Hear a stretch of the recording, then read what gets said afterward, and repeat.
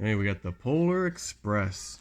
Yeah, it has wheels. It does have wheels. That's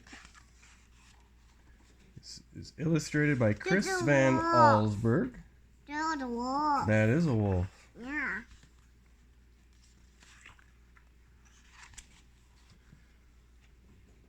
Okay. One Christmas Eve, many years ago, I lay quietly in my bed. I did not rustle the sheets. I breathed slowly and silently.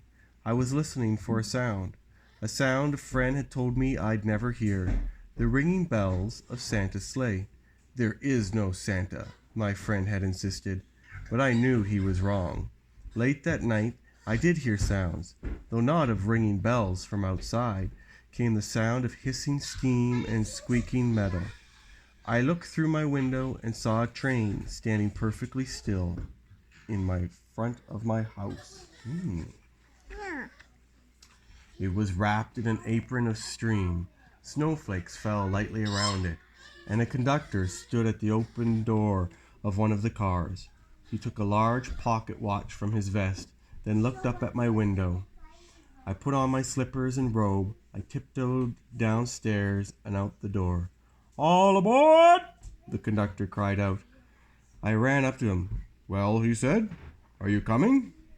"Where?" I asked. "Why, the North Pole, of course," was his answer. "This is the Polar Express." I took his outstretched hand and he pulled me aboard. What's that thing? That's a nice train. Yeah. Look what they have.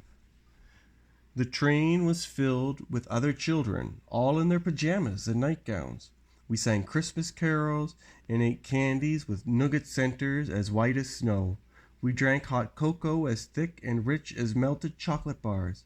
Outside, the lights of towns and villages flickered in the distance as the Polar Express raced northward. Soon, there were no more lights to be seen. We traveled through cold, dark forests That's a wolf. where lean wolves roamed and white-tailed rabbits hid from our train as it thundered through the quiet wilderness. Open the page. We climbed mountains so high it seemed as if we would scrape the moon. But the Polar Express never slowed down. Faster and faster we ran along, rolling over peaks and through valleys like a car on a roller coaster. There it is.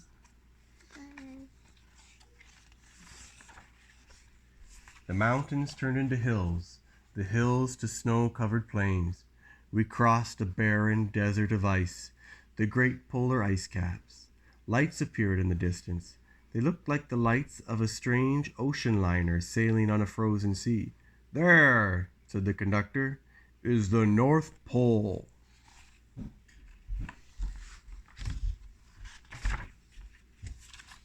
The North Pole.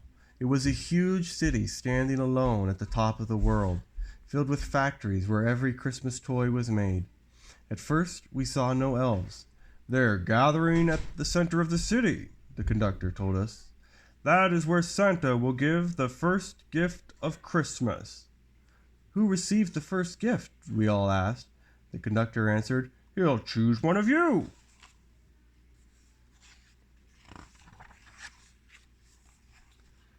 "Look," shouted one of the children, "the elves."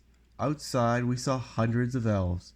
As our train drew closer to the center of the North Pole, we slowed to a crawl. So crowded were the streets with Santa's helpers. When the Polar Express could go no further, we stopped and the conductor led us outside. We pressed through the crowd to the edge of a large open circle. In front of us stood Santa's sleigh. The reindeer were excited. They pranced and paced, ringing the silver sleigh bells that hung from their harnesses. There's a Grinch. Maybe. That's a Grinch. It was a magical sound, like nothing I'd ever heard. Across the circle, the elves moved apart, and Santa Claus appeared. The elves cheered wildly. He marched over to us, and pointing to me, said, "Let's have this fellow here." He jumped into his sleigh. The conductor handed me up. I sat on Santa's knee, and he asked, "Now, what would you like for Christmas?" That's Santa. Mm-hmm.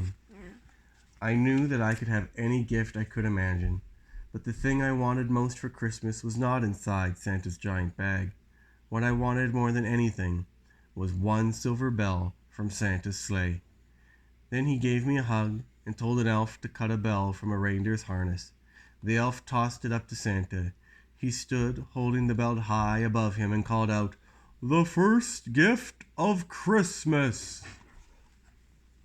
That's Santa. It is Santa.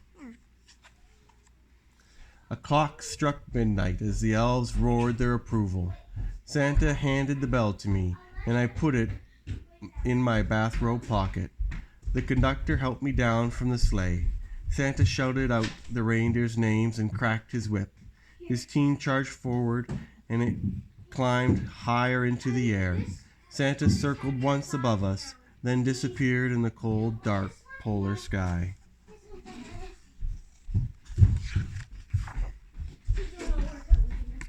As soon as we were back inside the Polar Express, the other children asked to see the bell. I reached into my pocket, but the only thing I felt was a hole. I had lost the silver bell from Santa Claus's sleigh. "Let's hurry outside and look for it," one of the children said, but the train gave a sudden lurch and started moving. We were on our way home.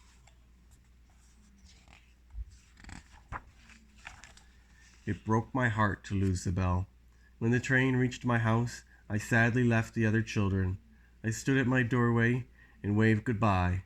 The conductor said something from the moving train, but I couldn't hear him. "What?" I yelled. He cupped his hands around his mouth. "Merry Christmas!" he shouted. The Polar Express let out a loud blast from its whistle, "Woo woo!" and sped away.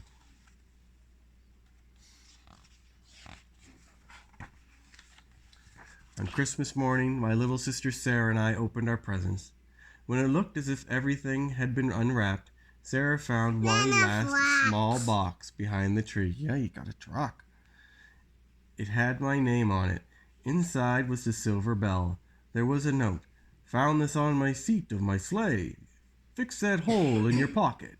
Signed, Mr. C." I shook the bell. It made the most beautiful sound my sister and I had ever heard. But my mother said, "Oh, that's too bad." "Yes," said my father, "it's broken."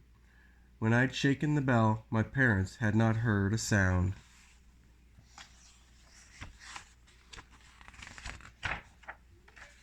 At one time, most of my friends could hear the bell, but as years passed, it fell silent for all of them.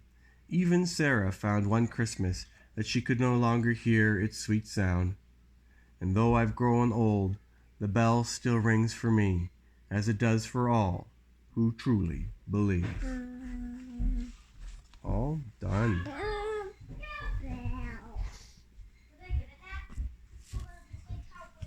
What you looking for?